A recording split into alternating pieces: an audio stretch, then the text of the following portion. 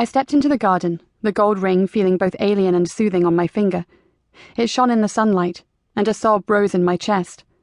I pushed it back down, stared at the Buddha, and fought back the tears yet again. I reached out my hand and rested it on Buddha's head. It was cold beneath my touch, and I shivered involuntarily. Gently, I tipped the statue to one side and bent down, separating the gravel with my fingers. There was the lid of the metal box. I pulled out more gravel from the box-sized hole Jamie had sunk it into and lifted it out, then put the gravel and statue back in place and took the box into the kitchen with me. I sat at the table staring at it. An unnerving feeling settled over me as I removed the lid. Inside was a cheap Motorola mobile phone and a small bundle of money. I turned the phone on and checked through it. There were no numbers called or received in the call log, no text message history, and no numbers in the contacts file. I lifted out the pound notes, £300 in total, and found beneath them a folded sheet of A4-lined white paper.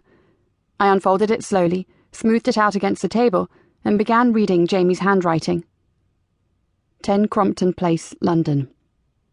Moses Abraham, 16 Dean Street, London. Billy Pierce, 43 Scarborough Avenue, London. Shaun Davidson, flat 28, Derby Towers, Enfield, X. Trevor Carter, 2 Dalton Terrace, Surrey. Dave Groom, 91 Ridge Street, Watford, X. My first thought was that the list was something to do with Jamie's job. Was it a list of people who worked for Porterhouse Systems and Solutions, or some of their clients? No, it couldn't be connected with his job, because he hadn't even been going to work, and I'd never heard him mention those names before. Obviously, if he'd taken the trouble to hide it underneath the Buddha, it had meant something important to him, though. Something he was trying to keep hidden from me. Was this list to do with why he'd been leaving the house every day as normal? I took the list into the lounge and turned on my laptop. When I connected to Google, I typed in the first address. Nothing interesting came up. Next, I typed in the name Moses Abraham, but I couldn't find anything. I checked through the rest of the names, but again, I didn't find any kind of clue that might help me. Were they old army mates of Jamie's? I tried to recall the names he'd mentioned in the past, but he didn't talk about them much. I definitely remembered the name Lee, who'd organised some kind of reunion about a year ago. Was there a Dave who Jamie had spoken about too? Possibly. I hadn't seen any of these names in Jamie's phone bills when I'd been looking through them, and Jamie didn't have an address book of contacts because he kept everything stored on his phone, which would have been on him when he'd died.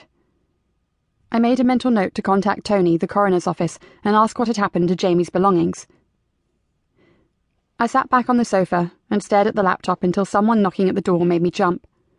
It was probably Ava, I thought as I closed the lid and walked to the front door, but when I got there, I saw a man's silhouette behind the obscured privacy glass. I stopped where I was, frozen. Whoever it was could see me hovering there, but I was spooked by the discovery of Jamie's list and the knowledge that Jamie had been hiding something. The man knocked again. I didn't move. The letterbox opened and a voice said, "Meire, are you there? It's Tony Williams, the coroner's office." My shoulders relaxed, and I moved the last few meters down the hall and opened the door. "Hello," he said. "Hi." I glanced at his left hand, which was holding some clear plastic bags. "I'm sorry I didn't call first, but I was in the area and just wanted to return Jamie's belongings that were found with him." He held up the bags. In one I saw Jamie's wallet and briefcase. In a bigger bag were some folded clothes that I recognised as the ones Jamie was wearing the last day I saw him. Another contained a pair of black shoes that he usually wore for work. They were now caked in dry brown mud. "I'll need you to sign for them." A hand flew to my mouth as I stared at the items. "We can do this another time if you like," Tony said. I tore my gaze away from the items. "No, Come in. I was just wondering what had happened to them, actually." I stood back and let him in before leading him to the lounge. "How are you doing?" His bushy eyebrows furrowed with concern. "Not too good." I sat on the sofa and waved a hand in the direction of the armchair. "Have a seat." He perched on the edge and placed the bags on the coffee table. He opened the first bag and pulled out Jamie's wallet and slid it across to me before removing the briefcase. The wallet was found in his trousers. He pulled 2 forms out of his pocket and handed one to me.